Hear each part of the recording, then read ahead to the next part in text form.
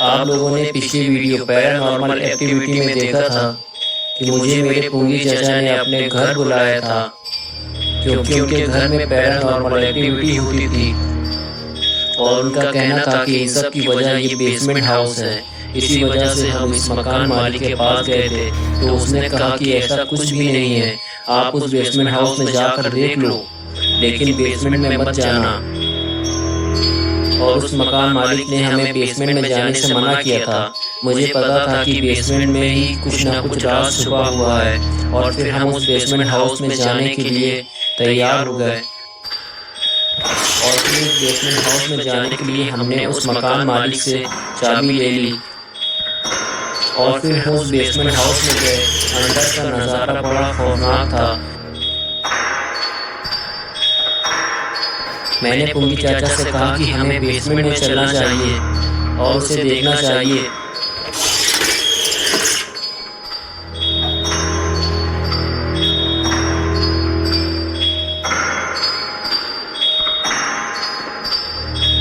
लेकिन पुंगी चाचा डर की वजह से वहां से भाग निकले।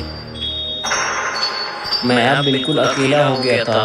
डर तो मुझे भी लग रहा था, लेकिन मैं बेसमेंट में चला गया। वहाँ बहुत अंधेरा था और सामने कुछ अजीब सी लोहे की मशीन जैसी कोई चीज़ लगी हुई थी। और जब मैं अंदर गया तो देखा कि वहाँ पर कुछ चमकदार चीज़ें रखी हुई हैं और काफ़ी सारे बड़े बड़े बॉक्स रखे हुए हैं। मैंने सोचा कि मुझे उनमें से कोई एक बॉक्स खोलकर देखना चाहिए कि उसके अंदर क्या रखा हुआ है। और उनमें से मैंने एक बॉक्स खोला तो उसके अंदर बहुत सारे सोने के सिक्के रखे हुए थे। लेकिन तभी सायरन बजने लगा और मैं फौरन वहाँ से निकलना चाहता था, लेकिन वहाँ रखे बॉक्स को भी देखना चाहता था कि उसके अंदर क्या रखा हुआ है। जल्दी से मैंने दूसरा बॉक्स खोला तो उसके अंदर एक कटा हुआ सर रखा हुआ था। और फिर मैंने डर के मारे दूसरा कोई बॉक्स नहीं खोला। और जब मैं वहाँ से जाने लगा तो मुझे कुछ आवाज़ सुनाई दी। ये आवाज़ ऐसी थी जैसे कोई नीचे आ रहा हो।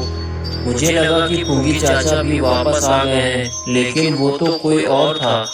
मैं उसे छुप कर देखने लगा। फिर मैंने देखा कि वो कोई इंसान नहीं है, वो तो कोई शैतान था। हाँ, वो वही शैतान था जो इस बेसमेंट में रहता था। मैं उसे देखते ही फौरन छुप गया ताकि वो मुझे ना देख पाए। मैं कुछ देर तक छुपा रहा और फिर आवाज़ आना बंद हो गई तो मैंने फिर से झाँक कर देखा तो वहाँ कोई नहीं था। मैंने सोचा कि यही अच्छा मौका है, मुझे यहाँ से निकल लेना चाहिए। और फिर मैं धीरे धीरे आगे बढ़ने लगा और तभी मुझे एहसास हुआ कि मेरे पीछे कोई है। और जब मैंने पीछे पलट कर देखा तो मेरे पीछे ही खड़ा था। मैं बहुत तेज वहाँ से भागा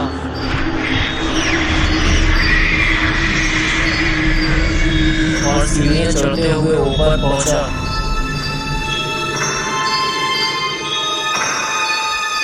और देखा कि बाहर निकलने वाला दरवाज़ा ही बंद है। मैं ज़ोर ज़ोर से दरवाज़ा पीटने लगा और चिल्लाने लगा, पुंगी चाचा दरवाज़ा खोलो, नहीं तो वो मुझे मार देगा। पुंगी चाचा दरवाज़ा खोलो। क्योंकि वो दरवाज़ा बाहर से ही खुलता है और अंदर से कैसे खुलता है ये तो मैंने पूछा ही नहीं था। और वो शैतान मेरे करीब आता जा रहा था और तभी दरवाज़ा खुल गया। पुंगी चाचा ने मेरी आवाज़ सुन ली थी क्योंकि वो बाहर ही खड़े हुए थे और हम वहाँ से भाग निकले। और उसके बाद हम दोबारा देखने कभी भी वापस नहीं गए।